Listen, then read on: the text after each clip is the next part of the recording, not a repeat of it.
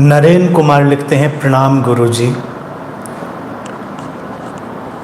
जान लेने से भरोसा आता है या भरोसा करने से जान लिया जाता है? जैसे कि आप कहते हैं कि अस्तित्व में यकीन करें। हमारा भरोसा तो मन का सुझाव मात्र या मान्यता होता है, अक्सर कभी काम करता है, कभी टूट जाता है। निश्चित ही जान लेने से आया हुआ भरोसा, समझ लेने से आई हुई आस्था सशक्त होती है। आस्था किसी मान्यता पर आधारित नहीं होती। इसीलिए जो ज्ञान है, समझ है, अंडरस्टैंडिंग है, वो प्राथमिक है। जानना, अस्तित्व में भरोसा रखो। जब मैं ये बात कहता हूँ तो मान्यता नहीं है, क्योंकि अस्तित्व ही सब संचालित कर रहा है। तुम्हारा ये जीवन का पूरा परिदृश्य, ये जन्म मरण का सारा चक्र, ये अच्छे बुरे का उत्थान पतन, सब उस अस्तित्व से, उस चेतना के अखंडित प्रवाह से ही तो संचालित है। कल सुबह हुई थी, आज भी सुबह होगी, ये मान्यता नहीं है। ये तो तुमने देखा है जीवन के लंबे घटनाक्रम में, तो इसलिए वहाँ पर भरोसा बनता है।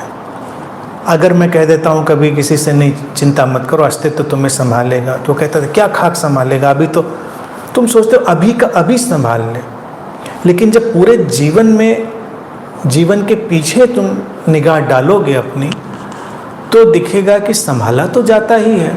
जब तक हम इस जीवन में हैं, जब तक इस शरीर मन की लीला चल रही है, तब तक अस्तित्व अनेक अनेक रूपों में संभालता तो है ही है। नहीं संभाला होता तो हम कहाँ होते? हम होते ही नहीं। हम हैं तो अस्तित्व ने संभाला हुआ है। लेकिन हम ये मान्यता डालें कि हमको ऐसे संभालो, वो अड़चन है।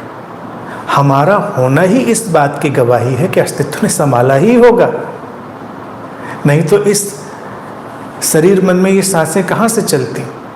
तो ये मान्यता नहीं है, ये जानना है। तो आस्था का जो गहरा तल है वो हमारे जानने से ही आता है। जिसको लिखा है कि कभी काम करता है, कभी टूट जाता है। टूट जाता है नकलीपन, नकली मान्यताएं। तुमने माना था कि ऐसा ही करेगा,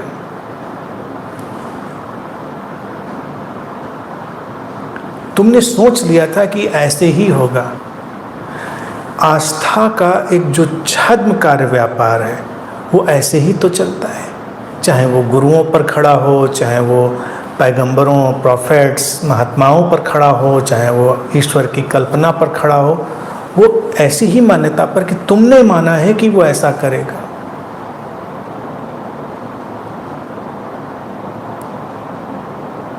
मत सोच कि सिएगा वो तेरी चादर भी, वो तो बस सुई में धागा पिरोने वाला है।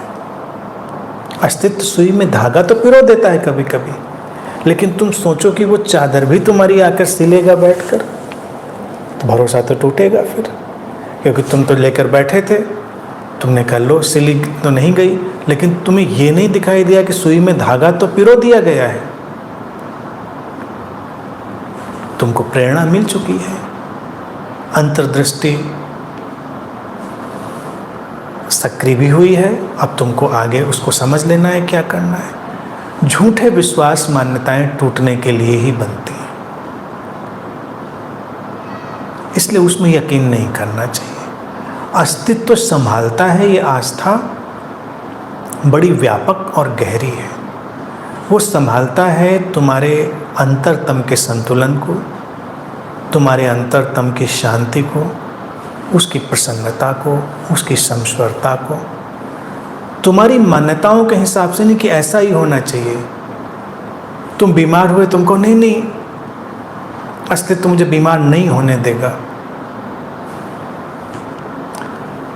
फिर अगर मृत्यु की बात आ जाए तब तुम्हारे लिए और मुश्किल हो जाता है। अस्तित्व मरने नहीं देगा, अस्तित्व तो मरने भी देता है ना। अनादिकाल से ये चलता रहा है। तो हम इस बात को कैसे झुठला सकते हैं कि अस्तित्व मृत्यु को सहयोग नहीं देता है?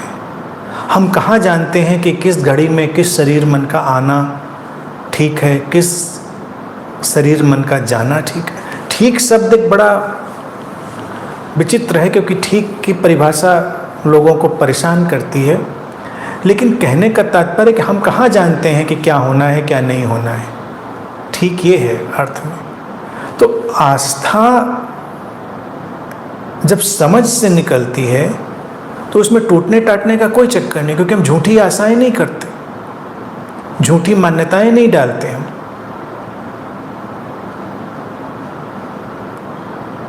क्यों टूटेंगे? समझो बात को जितना गहराई से समझ लिया जाएगा उतनी आस्था अखंड होगी। एक सीकर, एक खोजी अखंड आस्था में जीता है, इसलिए नहीं क्योंकि सब उसके मन का होता है।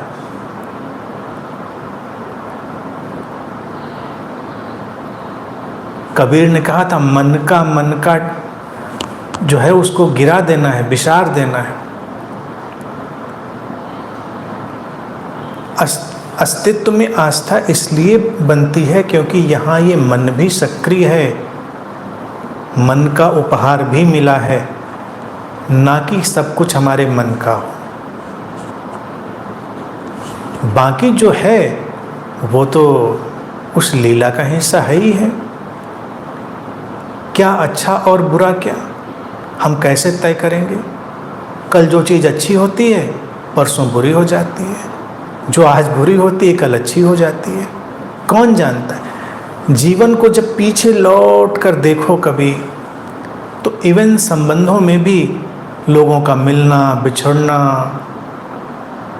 थोड़ा सा हमको तटस्थ अवलोकन के लिए थोड़ा मर्सीलेस होना पड़ता है। मर्सीलेस इसलिए मैं कहता हूँ डिटैच। अगर आप बहुत भावनात्मक रूप से देखेंगे तो आप नहीं देख पाएंगे। बिल्कुल एक तटस्थ।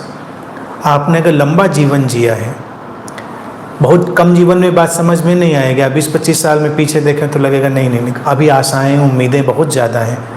जब आप एक परिपक्व उम्र को आ चुके हैं तब किसी दिन पीछे लौट कर देखिए क्या हुआ क्या नहीं हुआ, कौन मिला कौन बिछड़ा, कौन आया कौन गया, क्या सफल हुआ क्या असफल हुआ। और सारी जब गणित को हम रखेंगे सामने तो हमको दिखाई कि सब बिल्कुल परफेक्ट चल रहा था। ये हुआ इसलिए क्योंकि कुछ नहीं हुआ था। कुछ नहीं, अगर वो नहीं होता तो ये होता भी नहीं। क्या बीमारियां क्या दुर्घटनाएं, कोई गणित नहीं बैठेगी। अस्तित्व की आस्था में कभी कभी अचानक कोई दुर्घटना हुई, उस दुर्घटना ने तुम्हें किसी नए मित्र से मिलाया, किसी नए संबंध को सक्रिय कर दिया। तमाम पहलू। कभी तुम्हारे जीवन से कोई व्यक्ति विदा हो गया, तुम्हारा मित्र संबंधी, और तुमको बड़ी चोट लगी, लेकिन जब तुमने पीछे लौट कर देखा तो तुमको लगा कि बिल्कुल ठीक समय पर एग्जिट कर ली थी इसने। अगर इस समय एग्जिट ना हुई होती तो आगे कितनी अड़चनें आने वाली थी। और उसकी एग्जिट हुई तो इसकी एंट्री हुई। अगर ये एग्जिट ना हुई होती तो ये एंट्री ना हुई होती। ये एंट्री हुई तो ये वाले इसमें रंग आए, ये वाली सुगंध आई, ये वाले फूल खिले। तो कोई भी कहानी का अंत नहीं है, यहाँ पर कोई अंत नहीं है। यानी कोई किसी पड़ाव पर उसको आप कह नहीं सकते। इस ताओ का दर्शन इसी बात पर हमेशा जोर देता है कि जीवन को एनालाइज मत करो, आस्थाओं को सीमित मत करो। प्रसिद्ध ताओइस्ट कहानी है, सभी ने सुनी होगी, लेकिन इस घटनाक्रम में वो प्रासंगिक है तो उसको एक बार समझ सकते हैं, सुन सकते हैं जिन्होंने नहीं सुनी है। कहते हैं कि चीन में आसपास युद्ध होते रहते थे और अचानक कभी आदेश आ जाता था कि भाई जो युवा हैं इन सबको सेना में भर्ती कर लिया जाए। इस तरह के प्रसंग चलते रहते थे। तो लाओ से कमाने वाला एक व्यक्ति एक गांव में रहता था। उसका घोड़ा खो गया, घोड़ा पाले हुए था। अब घोड़े और ये सब तो पहले लोगों की बड़ी महत्वपूर्ण संपत्ति हुआ करते थे।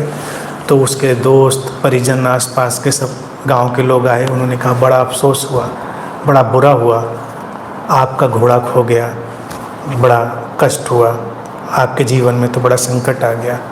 वो लाओ त्से का मानने वाला था, तो वो शांत बैठा था। उसने कहा शायद, उसने केवल शायद शब्द का उपयोग किया। बुरा हुआ, उसने यही नहीं कहा बुरा, उसने कहा शायद।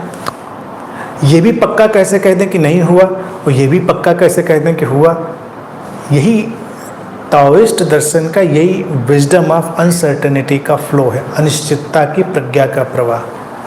फिर कहते हैं कहानी में कुछ दिनों के बाद वो घोड़ा लौट आया। लौटा तो जंगल के 2-4 घोड़ों से उसने अपनी दोस्ती कर ली थी, तो 2-4 घोड़ों को साथ ले आया। तो फिर गांव वाले उसके दोस्त इकट्ठे हुए। उन्होंने कहा तो कमाल हो गया, आप तो बड़े भाग्यशाली हैं, एक घोड़ा गया था, 3-4 और आ गए, आपकी तो किस्मत खुल गई। तो उसने कहा शायद, शांत था।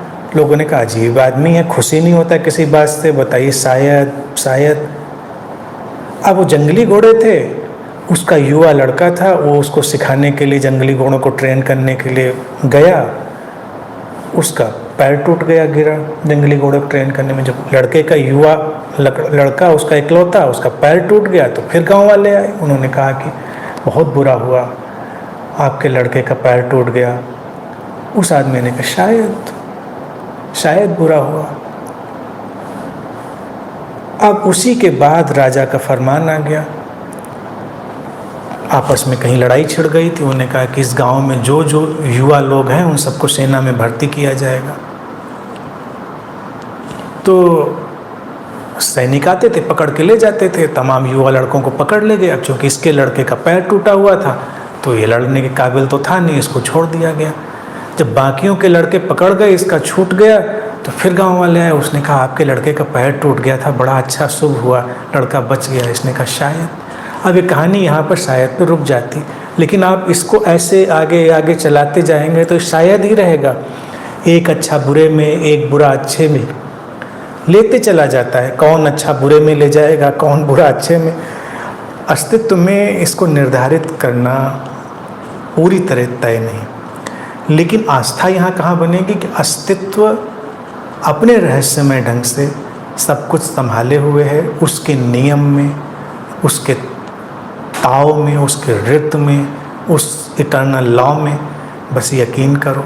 ये आस्था है। आस्था ये नहीं कि ऐसा हो ऐसा ना हो। ऐसे जो विश्वास मान्यता है वो तो टूटने ही होते हैं।